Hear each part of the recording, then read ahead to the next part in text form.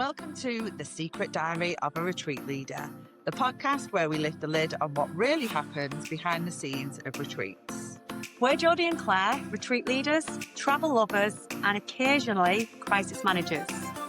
Between us, we've hosted retreats all over the world, from the beaches of Mexico and Ibiza to the mountains of Morocco, Finland, and the Peak District. And whilst we've helped hundreds of women create incredible memories and life-changing experiences, we've also had our fair share of moments where we've looked at each other and thought, well, this wasn't in the brochure. So, whether you're a retreat leader, you're thinking about becoming one, or you're simply curious about what really goes on behind the scenes, pull up a chair, grab a brew, and join us for the stories we swore we'd never tell. This is The Secret Diary of a Retreat Leader. Hello, and welcome to episode 2 of the podcast, The Secret Diary of a Retreat Leader. So this one is all about being stranded in Morocco, in Marrakesh. Officially stranded. Officially stranded, yeah. This was a funny trip, wasn't it? It was a big trip. Like another big one, wasn't it? We had, again, around the 20 mark, It was more than that, you know. 24 was it, including... And then me, you... Emma and Roxy. Yeah, so it's 28 of us. 28 wow. of us all together. I was like, what, thinking, let's just go. I'd never considered now, going on a trip with 20. I'd be like, no, 28. But there was 4 of us, wasn't there, leading that one. So we were doing it with Emma and Roxy as well. So it felt like more manageable because it was like, 1 to 6. Yeah, I suppose in terms of ratio, it wasn't bad, was it? But yeah, there was a big story to this one. And I think this one really does land the point about go wrong. Yeah, but we, at this point, obviously we'd learned the lessons from Croatia. We were fully set up, and it's almost like, not that like we want something to go wrong so we can go, haha, we're protected, but we kind of almost tempted fate, I think, a little bit, because actually what happened is COVID hit first before this. If you remember, we had to change it. We had to cancel the retreat and change the dates. We were due to go in the June or July time, yeah. June 21, we were supposed to go. So we'd gone back into kind of lockdown. Travel was restricted. Morocco was in a no-fly zone. It was on the red list. The red list, yeah. I remember we used to put people on a coloured list. Yeah. And so, thankfully, because we were fully protected, all our payments were protected, and we were able to get full refunds for everything and just move them across to a different date. Now, had we been in the position we were with Croatia, we'd have lost everything, but we'd have been liable for refunding all of the guests their money. Yeah, because it's not the Riyadh's fault. We booked a beautiful Riyadh right in the centre of the Medina. Guests booked their own flights to this one, didn't they? Yeah, and that's ultimately what ended up becoming the challenge. But never mind, but when we moved it from June to the October, did we go? Yeah, we went October. The Riyadh was under no obligation to say, oh yeah, we'll move it for you. They would have been completely in their rights to say, no, you need to pay. Yeah. For the trip in June. I mean, luckily they weren't. They were really flexible. But we were covered anyway. Yeah. So that would have all have been protected. But I loved that retreat. Yeah. It was a really good retreat. So we moved it to the October time. Yeah. And by that point, I want to say it was starting to settle down. There was still some tensions going on between different countries around the fly zones and stuff. But the retreat was good to go. Yeah. Went ahead to this amazing retreat, this Riyadh in the Medina. It's like a hidden gem, wasn't it? It's a tiny little door and you went through and it was just like this. I've got to admit though, because we flew out the day before the guests, didn't we? Yeah, which we do always try to do, and it is something I would recommend, just to have a bit of a recce of the area. Have a shit my pants. Yeah, to kind of walk through the footsteps of what they will do, to see if there's anything where you need to make them aware of, that you think, oh God, we won't go this way. And when we went to Morocco, we got dropped off in our taxi, didn't we? Because you can't take vehicles in the Medina, so you have to get kind of dropped off, and then a guy with a little cart, it's like a wheelbarrow, wasn't it? Like a wheelbarrow, comes along, loads up all the suitcases, and then you just start following him. But you're going down these little tiny paths. Yeah, and turning off, and the street sellers trying to sell you things, and the snakes. Chickens, remember the chicks? Chicks just running around. Touch them chicks, are they yours? You were it was very, very overwhelming, wasn't it? And I was thinking they were leading us down the street, the paths were getting narrower and narrower and darker and darker. And I was thinking, oh my God, where are they taking us? And the next minute, there was just this door in the wall in an alleyway, which you started to open. And I was like, Claire, I don't want to You're like, go I'm in in here. like a horror film, like Hostel or something. And I was like, I know. Anyway, this door opened and It's a little world, this wasn't it? beautiful palace emerged. Yeah. You were like, wow, what is this? It was just, it blew me mind. Yeah. Absolutely blew me mind. But being out there the first day meant that the next day when the guests arrived, we went with the guy in the wheelbarrows to the Medina so that when people got dropped off, we could say to them, we've got a bit of a walk, kind of ignore the people who's trying to sell you things. Don't be worried. It's a bit, a bit windy and stuff. But when we get there, like, it'll blow your mind. Whereas I think had we all just arrived together, we would be a little bit like, oh my God. And you obviously don't want to come across like that with guests. No. It's always good to, if you haven't already been before in advance, to go at least the day before so you can just get a feel for everything and get your bearings. And again, if I was doing that on my own, yeah, that would not be cool, would it? But at least when there's we're four of each us, other. So the retreat went brilliant. We had lots of different workshops running. We had sunrise yoga on the roof terrace and call to prayer. Yeah, then we'd have like meditation at night. And we had, while we were there, there was, I can't remember what it was now, but there was some alignment in the stars and planets or something that were visible, weren't there? And because we had really low light pollution, like you could see all these constellations. Saturn and Jupiter with the naked eye in the sky. Yeah, I've got a big photograph of that. And it was amazing. And then we went on, two things that happened. We went on a trip to the Atlas Mountains to do the waterfalls on what was described and sold to us as a family leisurely walk. So we were like to everybody, yeah, it's a family leisurely walk, suitable for toddlers. Nothing going to be strenuous. And it couldn't have been further from the truth, could it? No, I think for a lot of the people in Morocco, it is a family walk. Oh, yes, there's people going up there with babies and like in heels and stuff. But I don't know how they do it. For the rest of the world, it wasn't. Well, for us Brits. Yeah. So we were hiking up to some waterfalls, which were amazing when we got there. But oh my God, no health and safety, no like ropes, safety things, no. You were clinging onto rocks. Yeah, just sheer drops at the side. Obviously, we had risk assessed the trip based on the information they'd given us. The two did not correlate again. Just for future things, we've always thought, well, if we go out early, we're going to go and try and do the trip first or go and visit where the trip is. Just because sometimes what you think you're getting and what you get are two completely different, especially in countries like that, you know, that are just, they don't run the same way that we run in with some of the health and safety aspects, is it? But we enjoyed it. I mean, it was a great trip, but we didn't go as high up as we'd planned because it was just way too hard. But there was no phone signal. Nobody had any phone signal apart from Geordie somehow managed to have. I paid to make sure that we had an emergency phone. Oh yes. So I paid to make sure that we had a special SIM in my phone. Yeah, we had like a Moroccan SIM. And again, something that we've learned to do is always try and get a SIM. You can get eSIMs and things in most countries now that you go to. So you couldn't back then. You had to actually buy one at the airport. Yeah, we did. So Jodie had the eSIM in the phone. And so as we're walking down the Atlas Mountains after a really good day. Everyone was exhausted. Going back to the bus. Yeah, we were going to have like a bit of a party.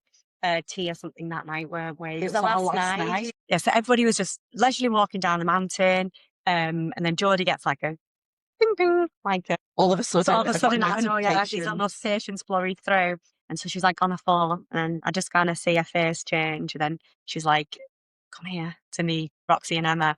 She's like, "We've got a problem," and I could tell she wasn't. You just know someone's not joking, and she's like.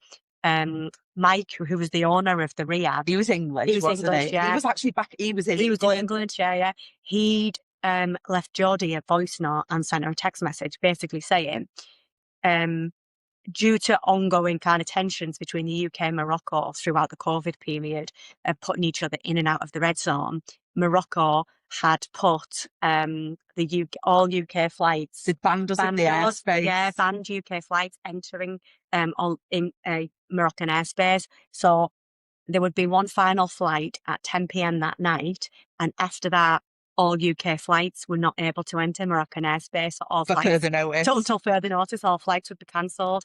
So we weren't all due to go home till The next morning. And so we were like, shit, we're halfway up this part of the Atlas Mountain. Like, we're looking at the time and we're thinking it doesn't give us long to get back. And anyone that wants to try and get on this 10 o'clock flight, make the 10 o'clock flight.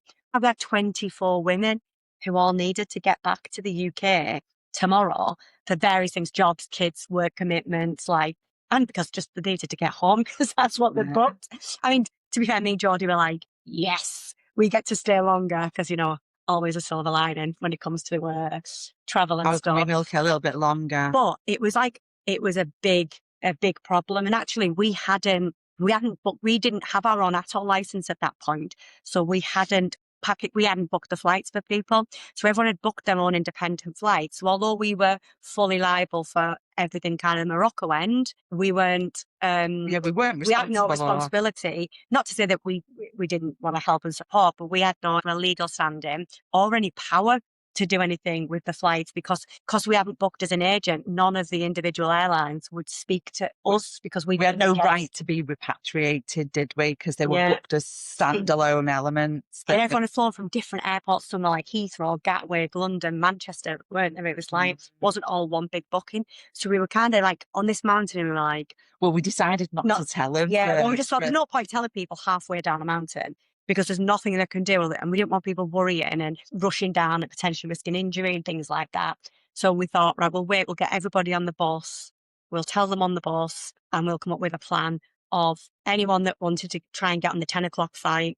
We'd have all the laptops fired up when we got back and we would get transport for them to the airport that night, wasn't it? So, I mean, I think it was you that told everyone on the bus, didn't you? And people just started crying. Some did, yeah. I mean, there was a couple that were a bit like me and you, like going, yeah, but not very many. Some people were quite calm and rational, like, okay, well, let's get a plan together, we'll sort it out. Some people were devastated and really upset. Yeah, a couple of people were really excited about the prospect, but it's hard, isn't it? To manage all those emotions for people. Well, for that many people as well, like 24 people. That's hard.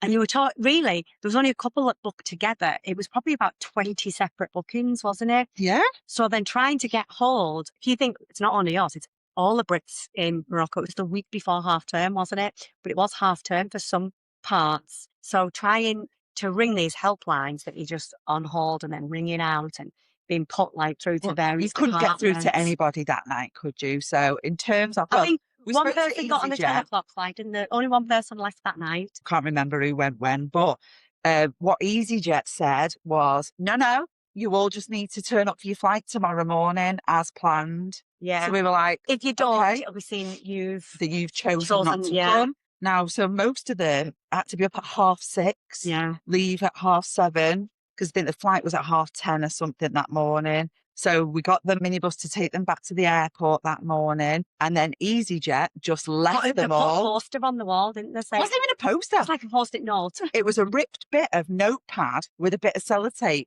with a handwritten phone number on that went back to the UK that just said, ring this. Yeah, and the airport was pandemonium, wasn't it? The videos the guys were sending us. So we stayed at the villa because we were like, there's some people that couldn't quite get flights sorted. Or weren't due to fly till later that night because they were booked later flights. So, but it was chaos at the airport, wasn't it? No staff to give information. They wouldn't let them check any bags in. They were just told they had to wait. But we were watching the news online and the news was giving a very different story. Yeah. Wasn't it? I rang the consulate and the embassy who basically were just like, not our problem, ring EasyJet. Just forgotten about something, like the best bit of this story. We went to bed that night when we found out. Me and you sat in bed contacting all of media outlets. Yeah. We contacted the BBC, Sky News, Good Morning Britain. Well, yeah, because nobody was helping. No one was helping us. They were saying, ring these numbers, and the numbers either rang out. As I said, the embassy and the consulate were just like, it's not our problem, ring EasyJet. EasyJet weren't helping. And I was like, somebody needs to help us because we've got 28 British nationals who can't get home. Anyway, we got on Sky News. Yeah, we did. I've still got that clip. Yeah, Sky News got back to us and was like, can you do a live feed? Like, we want to interview you on Sky News for the ongoing situation in Marrakesh. And yeah, so we set up a little live space, didn't we, on with the laptop and a bit of lighting and whatnot. And I was live on Sky News, but they were trying to proper make us out as like a bunch of damsels in distress, and we were like, "We're sorted. We've looked after it." Yeah, it was kind of like, oh God, these women are stuck, and it must be terrifying for you. You must, and we were like, no, No, we're all right. Yeah. We've got a plan. Because in the end, we ended up sending people via other European destinations. Oh, yeah, I think they went didn't by we? Milan, Paris, Madrid, Madrid. Porto. Yeah. People flew all over to get back. We were literally like sat down on laptops, just like grabbing flights, whatever we could. And I to get remember people when we on. were looking for flights for people, The price, by the second, the price, you know, if it, like let's say dynamic pricing. it started out, maybe the flight was 180 quid. The next minute it was 280 quid. Then it was 500 quid. Then it was 800 quid. Some of them just taking advantage of the were just situation. extortionate, weren't they? Like the definition of extortion was that. Anyway, we got everybody diverted and home, didn't we? Yeah, the villa, the Riyadh were amazing because they were like, however long you're stuck, the people who were meant to come can't come, so stay as long as you want and we'll look after you and there'll be no charge. And they were fed up. Yeah, they were brilliant. We got us in pizza up that night. Yeah, they got us a pizza hut. Yeah, we got a repatriation flight about 2 days later, didn't we? Yeah, we stayed. It was just an empty flight, wasn't it? Like there was hardly anybody on it. They flew us out an empty plane. By the time they opened the airspace, they flew us out an empty plane, and we went home on that. Well, they flew us out. They flew a repatriation. You make it like they just came for us. It was just for us. It was just for us. Yeah, they sent a flight out to repatriate. Because they'd seen us on Sky News, they were like, "Oh no, just kidding." So yeah, we got. But you know what? There was hardly anybody else on that plane, was there? Yeah, I don't think everybody else went via other European. Everyone had panicked and cleared out of Marrakesh. Whereas there's actually another story as to, whilst we were quite happy to extend our little trip, there was a reason why we also had to. Yeah. So, you know, you can imagine, I'm sure as a retreat leader, you would do the same. Before you go, you're like, right, has everybody got enough time left on their passport for the destination that we're going to make sure that it's valid for your return journey and all that? Yes.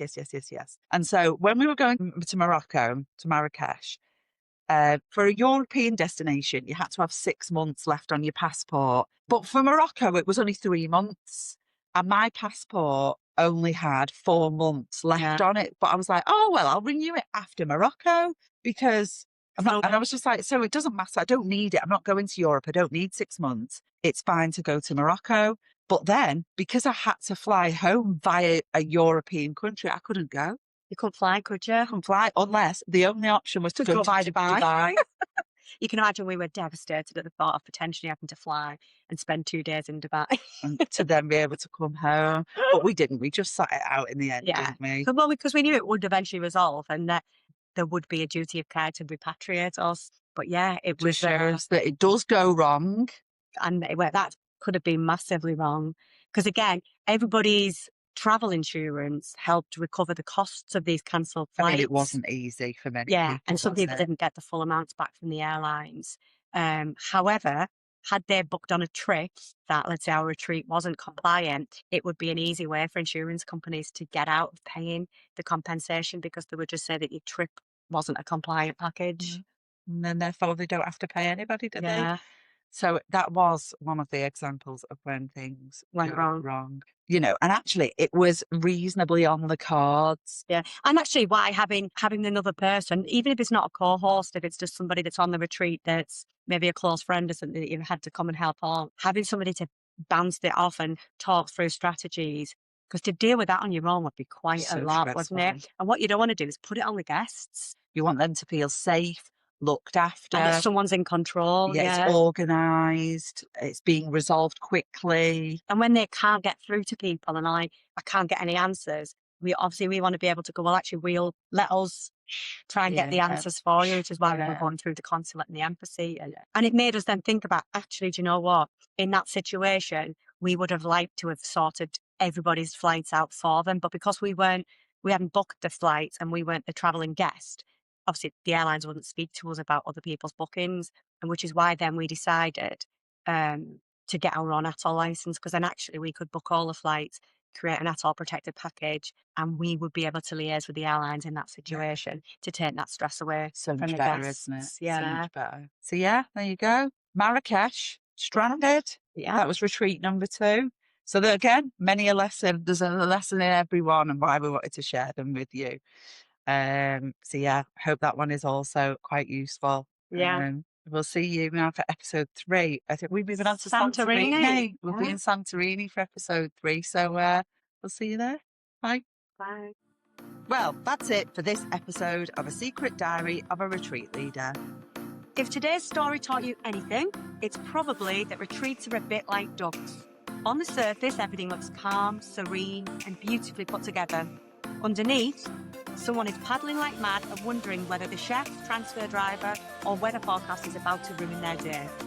If you enjoyed this episode, we'd love you to subscribe, leave a review, and share it with a fellow retreat leader, wellness professional, coach, yoga teacher, or anyone who's ever wondered what really happens behind the scenes. And if you've got your own retreat horror story, near miss, travel disaster, or you couldn't make it up moment, we'd love to hear it. Until next time, keep calm, pack spare antihistamines, triple check the flight details, and remember, the best retreat stories are usually the ones that nearly went wrong.